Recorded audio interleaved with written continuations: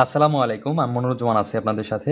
শিক্ষক নিবন্ধন লিখিত পরীক্ষায় কলেজ পর্যায়ে যারা অ্যাকাউন্টিং থেকে মানে হিসাব বিজ্ঞান থেকে প্রভাষক পদে পরীক্ষা দিবেন তাদের সাজেশন একটা পূর্ণাঙ্গ সাজেশন নতুন সিলেবাস অনুযায়ী আমরা একটা সাজেশন দেওয়ার চেষ্টা করব।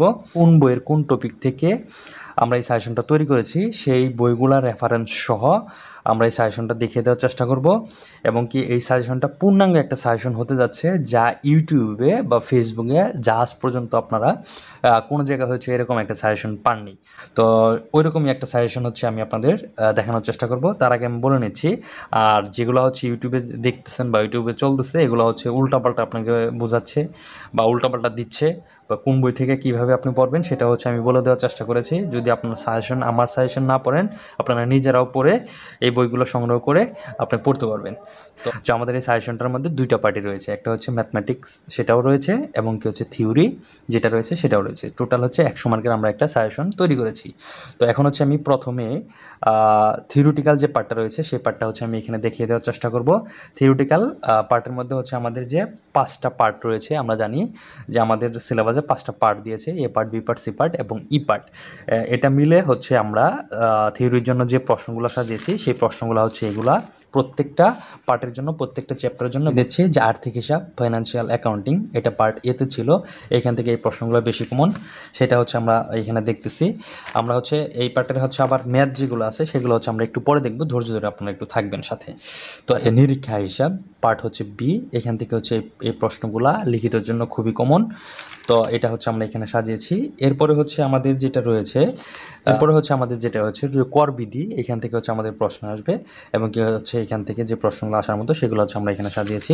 এরপরে হচ্ছে আমরা চলে যাচ্ছি যে আমাদের সর্বশেষ যেটা কস্ট অ্যাকাউন্টিং।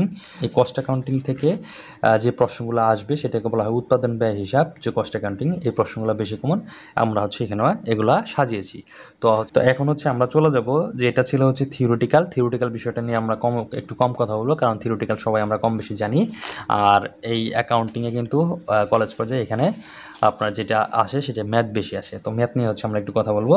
তো এখন আমরা প্রথমে চলে যাচ্ছি এখানে।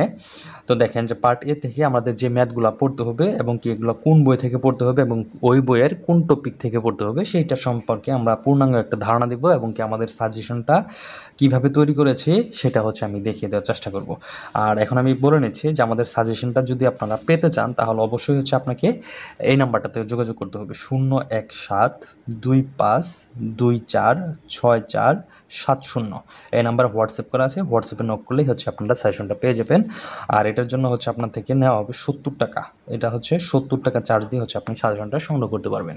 এখন আমরা চলে যাচ্ছি যে আমরা হচ্ছে এই সাজেশনটা কীভাবে তৈরি করেছি। প্রথমে আমরা চলে যাচ্ছি যে financial statement of sole partnership and for company, যেটাকে বলা হয় আর্থিক বিবরণী। এই আর্থিক বিবরণী দুইটা সাইড রয়েছে, একটা হচ্ছে এক ধাপ ও বহুধাপ বিশিষ্ট, এটা হচ্ছে একটা, আরেকটা রয়েছে যৌথ মূলধন কোম্পানি আর্থিক বিবরণী। তাহলে আর্থিক বিবরণী কিন্তু দুইটা পদ্ধতির অঙ্ক হয়।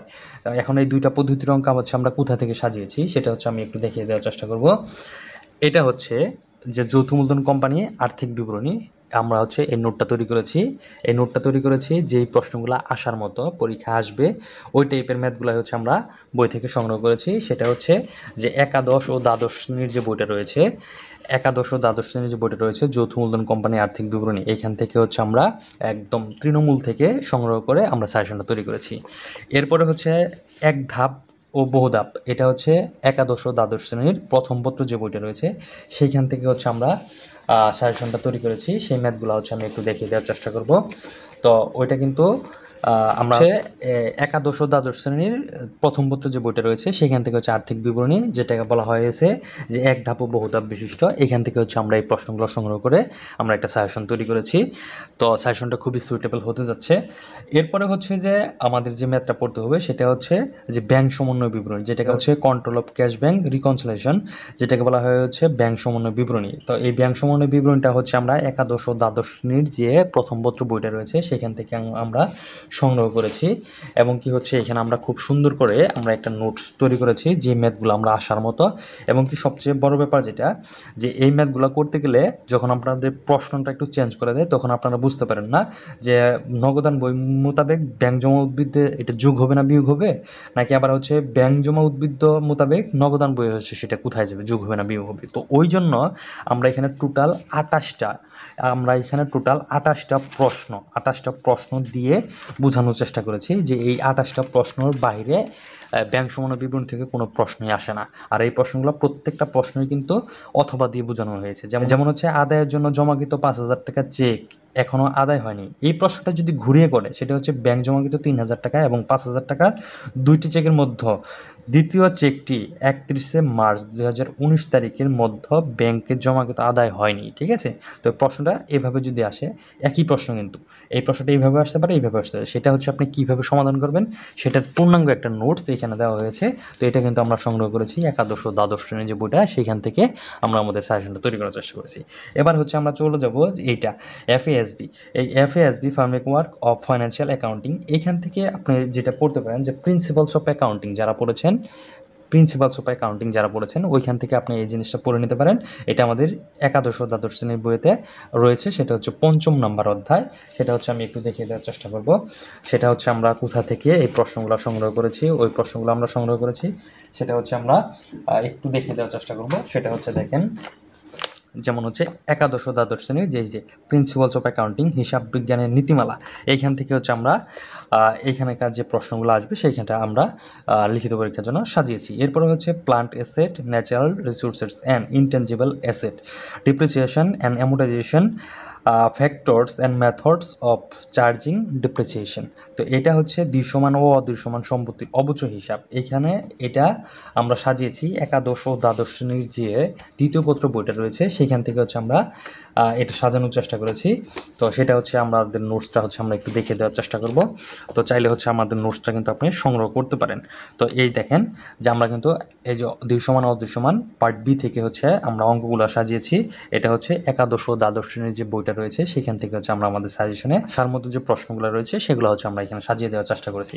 আপনাকে কোনো বই ঘাটাঘাটি করতে হবে না, এবং কি আপনারা বাজার থেকে যে ধরনের বই কিনছেন লিখিত পরীক্ষার জন্য ওই সব বই পড়ে আপনার এই নিবন্ধনে আপাতত 18তম নিবন্ধনে আপনি পাস করতে পারবেন না। কারণ হচ্ছে ওই ম্যাথগুলা বা হচ্ছে ওই টপিকগুলো, ওই প্রশ্নগুলা সেই পুরাতন লেভেলের, মানে পুরাতন যে পরীক্ষাগুলো হয়েছে সেইখান থেকে তারা কিন্তু হুবহু কপি করে বসিয়ে দিয়েছে। তো সেই জন্য অবশ্যই আপনাকে টপিক ধরে ধরে এবং কি বই রেফারেন্স নিয়ে হচ্ছে আপনাকে পড়তে হবে। তো সেই অনুযায়ী আমরা আমাদের সাজেশনটা তৈরি করার চেষ্টা করেছি। এরপরে হচ্ছে আপনাদের যে ম্যাথটা পড়তে হবে পার্ট এর জন্য, সেটা হচ্ছে ক্যাশ ফ্লো স্টেটমেন্ট, যেটাকে বলা হয়েছে নগদ প্রবাহ। এই নগদ প্রবাহটা আমরা নিয়েছি একাদশ দ্বাদশ শ্রেণীর বইয়েতে হচ্ছে আমাদের এই অঙ্কটা নাই, আমরা নিয়েছি এটা হচ্ছে যারা হচ্ছে ফিন্যান্সের স্টুডেন্ট তারা হয়তো জানেন যে ফিন্যান্সের বই থেকে একাদশ ও দ্বাদশ শ্রেণীর যে বইটা রয়েছে সেখানে নগদ প্রবাহ রয়েছে। আরেকটা কথা আমি বলে দিচ্ছি, যদি হচ্ছে আপনারা কেউ নিজে নিজে হচ্ছে পরে প্রিপারেশন নিতে চান বা আমাদের সাজেশন আপনি না নিতে চান, তাহলে আপনি যেটা পড়তে পারেন সেটা হচ্ছে যে ইন্টারমিডিয়েট অ্যাকাউন্টিং, এই বইটা হচ্ছে আপনি পড়বেন। এই বইটার মধ্যে হচ্ছে আমার কাছে যে বইটা রয়েছে এটা হচ্ছে পূর্ণাঙ্গ ইউনিভার্সিটির একটা বই। তো আমি হচ্ছে এই বইটা পড়েছি। তো যারা হচ্ছে অনার্স লেভেলে পড়েছেন তারা বাংলা ভার্সনে ওইখানে থাকে, তারা হচ্ছে ওইখান থেকে আপনি দেখে নেবেন। এটা হচ্ছে balance sheet and statement of cash flow. এই চ্যাপ্টারটা যদি পড়েন, এই চ্যাপ্টারটা পড়লেই হচ্ছে আপনি এই ক্যাশ ফ্লোর অঙ্কগুলো আপনারা পেয়ে যাবেন। আর আমরা হচ্ছে আপনাদের জন্য যে সাজেশনটা তৈরি করেছি সেখানে কিন্তু হচ্ছে আমরা যে নগদ প্রবাহটা নিয়েছি সেটা কিন্তু একাদশ ও দ্বাদশ শ্রেণীর যেটা বলা হয় ফিন্যান্সের যে বইটা রয়েছে সেখান থেকে হচ্ছে আমরা এটা সংগ্রহ করেছি। এরপরে হচ্ছে আমরা চলে যাচ্ছি যে ফিনান্সিয়াল স্টেটমেন্ট অ্যানালাইসিস, আর্থিক বিবরণী বিশ্লেষণ। এটা হচ্ছে আমরা একাদশ ও দ্বাদশ শ্রেণীর যে বইটা রয়েছে সেইখান থেকে হচ্ছে আমরা সংগ্রহ করে আমরা হচ্ছে সাজেশনটা তৈরি করেছি। আমরা একটু দেখিয়ে দেওয়ার চেষ্টা করব। এই যে আর্থিক বিবরণী বিশ্লেষণ, ফিনান্সিয়াল স্টেটমেন্ট অ্যানালাইসিস, এইখান থেকে হচ্ছে আমরা আমাদের সাজেশনে এই ম্যাথগুলো সাজিয়ে দেওয়ার চেষ্টা করেছি। যে এই চ্যাপ্টারের ম্যাথগুলো হচ্ছে আমরা এই বই থেকে সাজিয়ে দিয়েছি। এরপরে হচ্ছে আমরা চলে যাচ্ছি যে accounting for stock holder equity, issues of companies shares of stock holder dividend. এটা হচ্ছে আমরা আমাদের সাজেশনের বাইরে রাখছি, এটা আমরা সাজেশনে নিয়ে নিই। কারণ হচ্ছে এটা হচ্ছে অ্যাডভান্স অ্যাকাউন্টিংয়ের ম্যাথ, অ্যাডভান্স অ্যাকাউন্টিংয়ের থিওরি। তো এটা হচ্ছে বাদ দিয়ে হচ্ছে আমরা এই 6টা থেকে ম্যাথ আনসার করতে পারবো, যার জন্য আমাদের সাজেশনে এটা আমরা বাদ দিয়ে দিয়েছি। আর যদি কেউ হচ্ছে আপনারা এটা পড়তে চান তাহলে অবশ্যই হচ্ছে আপনাকে নিজে নিজে পড়ে নিতে হবে। সেটা হচ্ছে অ্যাডভান্স অ্যাকাউন্টিং যে বইটা রয়েছে সেখান থেকে হচ্ছে আপনারা এটা পেয়ে যাবেন।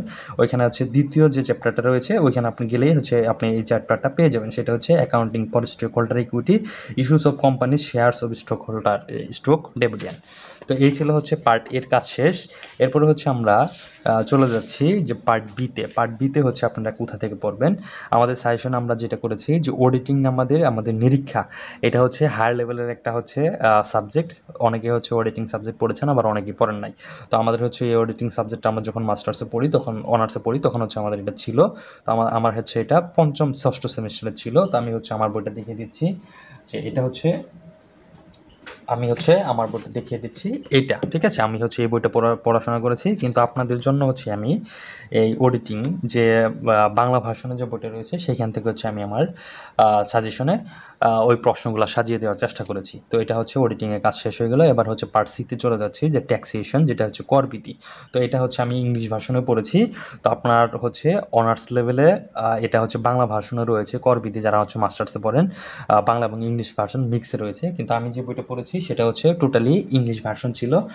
আর হচ্ছে আমি একটু দেখিয়ে দেওয়ার চেষ্টা করব, একটু আমার সাথে থাকেন। আমি হচ্ছে বই রেফারেন্স ছাড়া একটি কথাও বলবো না। এটা এই যে ট্যাক্স অফ ইনকাম ট্যাক্স, যেটা হচ্ছে রেনেসা পাবলিকেশনার্সের বই। তো এইখান থেকে হচ্ছে আমি আপনাদের ওইটা দেখিয়ে দেওয়ার চেষ্টা করেছি, মানে হচ্ছে এই করবিধির যে প্রশ্নগুলো সেটা আমরা এই বই থেকে সাজিয়ে দেওয়ার চেষ্টা করছি। আর যারা হচ্ছে ইংলিশ ভার্সনে আছেন তারা হচ্ছে অনেকেই হচ্ছে এই বইটা পড়েছেন, আপনারা হয়তো বা জানেন যে এইখান থেকে হচ্ছে ম্যাথ রয়েছে, ঠিক আছে। এইখানে ম্যাথ রয়েছে, এই বইটা হচ্ছে আমি পড়েছি। তো দেখেন, তো আমি হচ্ছে একটু দেখিয়ে দেওয়ার চেষ্টা করি। যেমন হচ্ছে যে এই ম্যাথগুলো হচ্ছে যারা না পড়ছেন, এটা হচ্ছে আমার অনার্সে ষষ্ঠ সেমিস্টারে ছিল। তো এটা যারা হচ্ছে বিশেষ করে পূর্ণাঙ্গ ইউনিভার্সিটি এবং কেউ হচ্ছে প্রফেশনাল বিবিএমবি পড়েছেন তারা হচ্ছে এই বইটা পুরোটাই পড়েছেন। তো এখানে হচ্ছে অনেক ম্যাথ রয়েছে, অনেক চ্যাপ্টার রয়েছে। তো আসলে এই নিবন্ধনের জন্য এই হায়ার লেভেলের অঙ্কগুলো আসবে না। তো এখানে হচ্ছে যেটা আসবে সেটা হচ্ছে আমি দিয়ে দেওয়ার চেষ্টা করেছি। তো করবিধি থেকে হচ্ছে 10 মার্ক, যেহেতু এখানে থিওরিটিক্যালি থাকবে বেশি। এরপরে হচ্ছে আমরা চলে যাচ্ছি যে কস্ট অ্যাকাউন্টিং থেকে হচ্ছে আমরা যে থিওরিগুলো সাজিয়েছি সেটা আমি আগেই দেখিয়ে দিয়েছি। এখন হচ্ছে আমরা দেখব যে ম্যাথমেটিক্যাল আপনাকে কী পড়তে হবে, সেটা হচ্ছে accounting for materials, methods of, যেটাকে বলা হয় লিফু, ফিফু, অ্যাভারেজ। তো এটা হচ্ছে একাদশ ও দ্বাদশ শ্রেণীর বই থেকে হচ্ছে আমরা সাজিয়েছি। একাদশ ও দ্বাদশ শ্রেণীর যে দ্বিতীয় পত্র বইটা রয়েছে, যেমন হচ্ছে আমি একটু দেখিয়ে দেওয়ার চেষ্টা করি। এই বইটা থেকে আমরা হচ্ছে একাদশ ও দ্বাদশ শ্রেণীর যে বইটা রয়েছে এই বই থেকে হচ্ছে আমরা এই অঙ্কগুলো সাজিয়ে দেওয়ার চেষ্টা করেছি। আর যদি হচ্ছে কেউ একান্তই অনার্সের লেভেলের বই থেকে পড়তে চান তাহলে অবশ্যই আপনাকে যেটা করতে হবে যে কস্ট অ্যাকাউন্টিং নামে যে বইটা রয়েছে, যে অনার্সের যে বইটা রয়েছে কস্ট অ্যাকাউন্টিং, এইখান থেকে আপনি পড়তে পারবেন। তো এই বইটা হচ্ছে আমরা পড়েছি অনার্স লেভেলের, যারা হচ্ছে পড়েছেন তারা জানেন যে লিপু যে অঙ্কগুলো রয়েছে এখান থেকে হচ্ছে আমরা এটা যেহেতু ইংলিশ ভাষণে, আমরা বাংলা ভাষণে যেহেতু আমরা একাদশ ও দ্বাদশ শ্রেণীর বইতে আমরা সুন্দর করে পেয়ে গেছি, তো সেজন্য হচ্ছে আমরা কিন্তু একাদশ ও দ্বাদশ শ্রেণীর বই থেকে আমরা এই অঙ্কগুলো সাজিয়ে দেওয়ার চেষ্টা করছি, যে অঙ্কগুলো আপনার আসার মতো। এরপরে হচ্ছে চলে যাচ্ছে আমরা অ্যাকাউন্টিং ফর লেবার, আর হচ্ছে যে ওয়েজেস, ঠিক আছে, পেমেন্টস অফ ওয়েজেস। এটা হচ্ছে বেতন ও মজুরি। আপনারা অনেকেই একাদশ ও দ্বাদশ শ্রেণীর বইতে বেতন ও মজুরি পড়েছেন, সেইখান থেকে হচ্ছে আমরা এই চ্যাপ্টারটা সাজিয়ে দেওয়ার চেষ্টা করেছি আমাদের হচ্ছে সাজেশনে। যদি কেউ একা একা পড়তে চান তাহলে অবশ্যই আবার আপনাকে কস্ট অ্যাকাউন্টিং পড়তে হবে। কস্ট অ্যাকাউন্টিংয়ের মধ্যে দেখেন আমি দেখিয়ে দিচ্ছি যে লেবার, ওভারহেড নামে 2টা চ্যাপ্টার রয়েছে এবং কি ম্যাটেরিয়ালস, এই 3টা চ্যাপ্টার যদি আপনি পড়েন তাহলেই হচ্ছে আপনার এই একাদশ ও দ্বাদশ শ্রেণীর বই বেতন ও মজুরি চ্যাপ্টারটা পড়তে হবে না, ঠিক আছে। আর এটা হচ্ছে আমরা যেহেতু আমাদের সিলেবাসে একাদশ ও দ্বাদশ শ্রেণীর বই থেকে আমরা এটা সংগ্রহ করে দিয়েছি আমাদের সাজেশনে। অ্যাকাউন্টিং ফর ওভারহেড, যেটা হচ্ছে আমি একটুকে দেখিয়ে দিলাম, এটা হচ্ছে আপনারা একাদশ ও দ্বাদশ শ্রেণীর বইতে পাবেন না, এটা আপনাদের অনার্সের বই থেকে পড়তে হবে। যা কয়েকটা পড়লেই হয়ে যাবে। তার মধ্যে হচ্ছে এই যে লিফু, ফিফু, অ্যাভারেজ মেথড যেটা রয়েছে এটা আমাদের সাজেশনে সুন্দর করে একাদশ ও দ্বাদশ শ্রেণীর বই থেকে সাজিয়ে দিয়েছি, কারণ এই ম্যাথটা আসবেই, এখান থেকে এই ম্যাথটা বাধ্য আসবেই। আর এখান থেকে হচ্ছে বেতন ও মজুরি যে চ্যাপ্টারটা রয়েছে অঙ্কগুলো, সেটা হচ্ছে আমরা আমাদের সাজেশনে দিয়ে দেওয়ার চেষ্টা করেছি। চাইলে হচ্ছে আপনারা আমাদের সাজেশনটা সংগ্রহ করতে পারেন। এবার হচ্ছে আমরা চলে যাচ্ছি যে পার্ট ইতে হচ্ছে ম্যানেজমেন্ট অ্যাকাউন্টিং। আপনারা অনেকেই হচ্ছে ম্যানেজমেন্ট অ্যাকাউন্টিং পড়েছেন, এটা হচ্ছে ম্যানেজমেন্ট অ্যাকাউন্টিং বই, চাইলে আপনি এই বই থেকেও পড়তে পারেন। আর এই ম্যানেজমেন্ট অ্যাকাউন্টিংয়ের জন্য একাদশ ও দ্বাদশ শ্রেণীর যে বইটা রয়েছে সেখানে হচ্ছে আপনি গেলে এই চ্যাপ্টারটা খুঁজে পাবেন, এই অঙ্কগুলো খুঁজে পাবেন। সেটা হচ্ছে কস্ট, ভলিউম, প্রফিট, যেটা বলা হয় সিভিপি, আর relations of CVP analysis, computing the BEP যেটাকে বলা হয় ব্রেক ইভেন পয়েন্ট, এবং কি কস্ট ভলিউম প্রফিট। এটা আমি একটু দেখিয়ে দেওয়ার চেষ্টা করি কস্ট ভলিউম প্রফিটের আসলে অঙ্কগুলা কোথাকার। এটা হচ্ছে যে যারা হচ্ছে এটা পড়েছেন ম্যানেজমেন্ট অ্যাকাউন্টিং তারা হয়তো বা এই জিনিসগুলো জানেন যে cost volume profit as a relationship, ঠিক আছে। তো এটা হচ্ছে আপনারা পেয়ে যাবেন যে একাদশ ও দ্বাদশ শ্রেণীর যে বইটা রয়েছে, দ্বিতীয় পত্র। তো ওইখানে হচ্ছে আপনারা এই চ্যাপ্টারটা পেয়ে যাবেন। তো আমরা হচ্ছে আমাদের সাজেশনে বাংলা ভার্সনে এটাই হচ্ছে আমরা এখানে তুলে দেওয়ার চেষ্টা করেছি। তো ওইখান থেকে যে ম্যাথগুলো বেশি কমন সেগুলো হচ্ছে আমরা এখানে অ্যাড করে দেওয়ার চেষ্টা করেছি। আপনাকে কোনো বই ঘাটাঘাটি করার প্রয়োজন হবে না আমাদের সাজেশন নিলে। আর যারা হচ্ছে আপনারা বই ঘেটে পড়াশোনা করতেছেন তাহলে তাদেরকে আমি বলবো যে এই যে ম্যানেজমেন্ট অ্যাকাউন্টিং যে বইটা রয়েছে এইখান থেকে হচ্ছে এই যে কস্ট ভলিউম প্রফিট রিলেশনশিপ এই চ্যাপ্টারটা পড়বেন তাহলে হয়ে যাবে।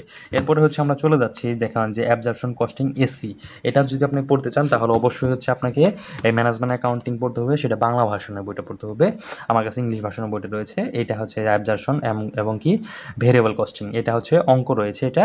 তো অঙ্কগুলো হচ্ছে আমি একটু দেখিয়ে দেওয়ার চেষ্টা করি যে এই ম্যাথগুলো হচ্ছে আপনাকে এখান থেকে পড়তে হবে, ঠিক আছে। যেমন হচ্ছে এটা হচ্ছে পেজ নাম্বার 156 থেকে 223, 156 থেকে 223, যেমন হচ্ছে যে অ্যাবজর্পশন কস্টিং এবং ভেরিয়েবল কস্টিং। তো এখানকার যে ম্যাথগুলো রয়েছে যেমন হচ্ছে অ্যাবজর্পশন কস্টিং আর হচ্ছে যে ভেরিয়েবল কস্টিংয়ের ম্যাথগুলো, ঠিক আছে। তো এগুলো হচ্ছে আপনাকে এখান থেকে সমাধান করতে হবে। আর এই ম্যাথগুলো আপনার একাদশ ও দ্বাদশ শ্রেণীর বইতে নাই। 11 পয়েন্ট থেকে একটা ম্যাথ আসবে, আর হচ্ছে সিপিভি যেটা কস্ট ভলিউম আমাদের সাজেশন সুন্দর করে এটা দিয়ে দেওয়া আছে। এরপরে হচ্ছে যে ক্যাশ বাজেট, এটা হচ্ছে থিওরিটিক্যাল একটা টার্ম, এখান থেকে থিওরিটিক্যাল আসবে, এবং ফ্লেক্সিবল বাজেটিং এটা ম্যাথ চ্যাপ্টার, এখান থেকে হচ্ছে একটা ম্যাথ আসবে। সেগুলো হচ্ছে আমাদের সাজেশনে সুন্দর করে সাজানো আছে। তো এই ছিল হচ্ছে আমাদের সাজেশন সম্পর্কে বলার। তো আমি বই সহ রেফারেন্স সহ আমাদের সাজেশনটা দেখিয়ে দেওয়ার চেষ্টা করলাম। তো যদি হচ্ছে আমাদের সাজেশনটা সংগ্রহ করতে চান তো অবশ্যই হচ্ছে আমাদের সাথে যোগাযোগ করবেন। আমাদের সাজেশনটা আপনাদের পিডিএফ আকারে সুন্দর করে পাঠিয়ে দেওয়া হবে।